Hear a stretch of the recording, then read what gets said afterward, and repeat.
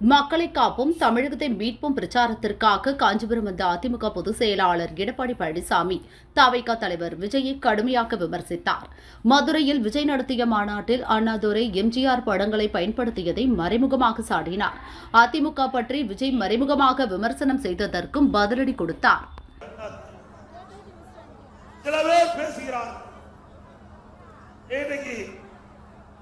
அனைத்து இந்திய அண்ணா திராவிட முன்னேற்ற கழகம் இப்பொழுது யார் கையில் இருக்கிறது என்று கேட்கிறார்கள். பாவம், அறியாமையின் காரணமாக பேசுவதாக இது கூட தெரியாமல் ஒரு கட்சிக்கு தலைவராக இருக்கிறது சொன்னால் அவரை நம்பி எப்படி தொண்டல் இருப்பார்கள்? சிந்திச்சு பாருங்க. இவ்வளவு பேர் இவ்வளவு பேரோ அண்ணா திமுக தொண்டர்கள் அனுதாபிகள். ஆகவே இன்றைக்கு நாட்டை என்ன நடக்குது என்று தெரியாமல் சில பேர் சில கருத்துக்களை நான் இஷ்டம் போல் பேசியிருக்கிறார். ஆனா அண்ணா திமுக அப்படி இல்லை. நம்முடைய தலைவர்கள் தோற்றுவித்த கட்சி, நம்முடைய தலைவர்கள் தோற்றுவித்த கட்சி. ஏழைகள், ஒடுக்கப்பட்டவர்கள், நசுக்கப்பட்டவர்கள், தாழ்த்தப்பட்டவர்கள், அவர்களுக்காக எண்ணற்ற திட்டங்களை தீட்டி நடைமுறைப்படுத்தி அதன் மூலமாக ஏற்றம் பெற்ற கட்சி அண்ணா திமுக கட்சி. ஒரு மரம் எடுத்தவுடனே பலன் தருவதில்லை. முதலிலே செடியை நடுவோம், அதற்கு தண்ணி ஊட்ட வேண்டும், அது பராமரிக்க வேண்டும், எருகிட வேண்டும். அது மெல்ல மெல்ல பெரிதாகி மரமாக்கி பிறகு அந்த மரம் பூத்து காயாத்து கனி கொடுக்கும். அப்படித்தான் ஒரு இயக்கம். எழுந்துடனே எந்த இயக்கமும் மக்களுக்கு நன்மை செய்து கொள்ள முடியாது. அப்படித்தான் பொன்மனச்சம்பல் புரட்சி தலைவர் எம்ஜிஆர் அவர்கள் தொடங்கப்பட்டு 5 ஆண்டு காலம் தன்னுடைய உழைப்பை கொடுத்து ஆட்சியை பிடித்தார். புரட்சி தலைவியும் அப்படித்தான். எழுந்துடனே முதலமைச்சராகவில்லை. பல ஆண்டு காலம் மக்களுக்கு உழைத்து மக்களுடைய நன்மதிப்பை பெற்று அதன் மூலமாகத்தான் ஆட்சியை முதலமைச்சர் அண்ணா அவர்கள் உடனே முதலமைச்சர். தன் வாழ்க்கையிலே எவ்வளவு போராட்டங்களை சந்தித்தார். மொழிக்காக சிறை சென்றார். நாட்டு மக்களுக்கு நன்மை செய்ய வேண்டும் என்ற அடிப்படையிலே தன் வாழ்க்கையை அர்ப்பணித்தார். இப்படி நம்முடைய தலைவர்கள் எல்லாம் மக்களுக்கு அர்ப்பணித்து வாழ்ந்து நமக்கு இயக்கத்தை அடையாளம் அதுதான் இன்றைய தினம் அனைத்து இந்திய அண்ணா திராவிட முன்னேற்ற கழகம் நாட்டு மக்களுக்கு எண்ணற்ற திட்டங்களை செயல்படுத்திய கட்சி. சிந்தித்து பாருங்க. இதெல்லாம் ஒரு சாதனை. ஒரு அரசாங்கம் என்றால் அந்த அரசாங்கம் எப்படி செயல்பட்டு மக்களிடத்திலே மிகப்பெரிய வரவேற்பை பெற்று மிகப்பெரிய சாதனை படுத்தி சொன்னால் அது அனைத்து இந்திய அண்ணா திராவிட முன்னேற்ற கழக அரசுக்கு தான் பொருந்தும்.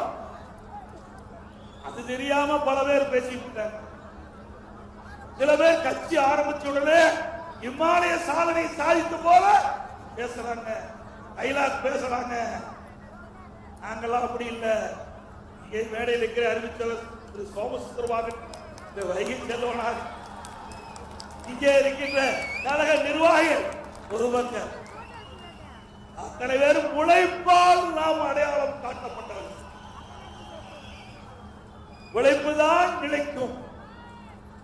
அது தொழில் செய்தாலும் உழைத்தால் ஏற்ற பெறலாம், வேளாண்மை மேற்கொண்டாலும் உழைத்தால் ஏற்ற பெறலாம்.